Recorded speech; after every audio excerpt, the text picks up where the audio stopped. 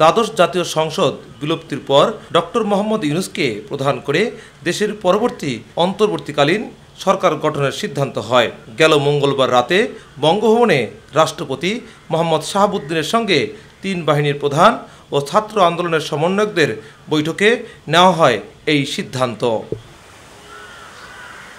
অবশেষে অপেক্ষার অবসান ঘটিয়ে ফ্রান্স থেকে বাংলাদেশ সময় দুপুর 2টা 10 দিকে ডক্টর মোহাম্মদ ইউনূসকে বহনকারী ফ্লাইট হযরত শাহজালাল আন্তর্জাতিক বিমানবন্দরে অবতরণ করে। বিমানবন্দরে ডক্টর ইউনূসকে অভ্যর্থনা জানান সেনাপ্রধান ওয়াকারুজ্জামান। বিমানবন্দরে বিভিন্ন কর্মকর্তাদের সঙ্গে শুভেচ্ছা বিনিময় শেষে দেশবাসীর উদ্দেশ্যে কথা বলেন ডক্টর ইউনূস। এ সময় নতুনভাবে দেশকে গড়ে তুলতে দ্বিধাদ্বন্দ্ব ভুলে ঐক্যের ডাক দেন তিনি। স্বাধীনতাকে পৌঁছানো হলে আমাদের শপথ, আমাদের প্রতিজ্ঞা যে আমাদেরকে এটা করতে হবে, ঘরে ঘরে পৌঁছাতে হবে। মানুষ যেন জানে যে বাংলাদেশ স্বাধীন হওয়ার অর্থ হলো তার নিজের পরিবর্তন, ব্যক্তির পরিবর্তন, সুযোগের পরিবর্তন, তার ছেলে মেয়ের ভবিষ্যতের পরিবর্তন। এটা যেন প্রত্যেকে বুঝে নেয় এবং আজকের তরুণ সমাজকে বোঝানো যে এই দেশ এটা তোমাদের হাতে, তোমরা এটাকে তোমাদের মনের মতো করে গড়ে তুলবে। ডক্টর ইউনূস বলেন, বাংলাদেশকে আরও মজবুত করে সামনে এগিয়ে নিয়ে যেতে হবে। নতুন বিজয়ের মাধ্যমে বাংলাদেশ নতুন বিজয় দিবস শুরু হয়েছে উল্লেখ করে তিনি বলেন, এখন শুধু এগিয়ে যাবার পালা। কারণে বাংলাদেশ এই দ্বিতীয়বার স্বাধীনতা অর্জন করল। এই স্বাধীনতাটা আমাদেরকে রক্ষা করতেই হবে, শুধু রক্ষা করা নয়, এই স্বাধীনতার সুফল প্রতিটি মানুষের ঘরে পৌঁছাতে হবে, তা না হলে এই স্বাধীনতার কোনো দাম নেই। বক্তব্যে তরুণ সমাজকে ধন্যবাদ জানান শান্তিতে নোবেল জয়ী এই অর্থনীতিবিদ।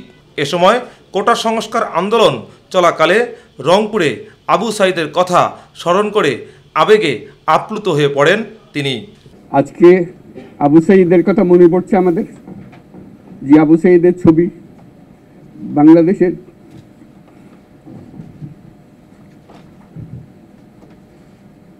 প্রতিটি মানুষের মনে গেঁথে আছে, এটা কেউ বলতে পারবে না।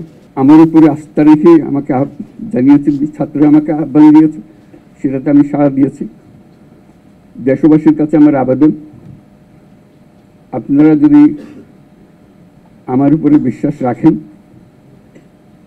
আমার উপরে ভরসা রাখেন, তাহলে নিশ্চিত করেন যে দেশে কোনো জায়গায় কারো উপরে হামলা হবে না। বাংলাদেশ খুব সম্ভাবনাময় দেশ হতে পারে মন্তব্য করে তিনি বলেন, সব হিংসা বিভেদ ভুলে আবার জেগে উঠতে হবে। এ সময় সারা বাংলাদেশ একটি পরিবার বলেও মন্তব্য করেন ডক্টর মোহাম্মদ ইউনূস। যে ক্রিয়েটিভিটি আছে, সৃজনশীলতা আছে, সেই সৃজনশীলতাকেও কাজে লাগাতে হবে। এটা শুধু বই খাতাতে লেখার জিনিস না, এটাকে প্রকাশ করার জিনিস, স্থাপন করার জিনিস, সেটা করা।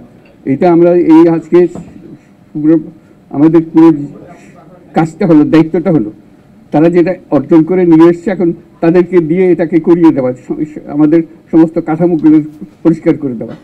এসকে লিটন, মাই টিভি, ঢাকা।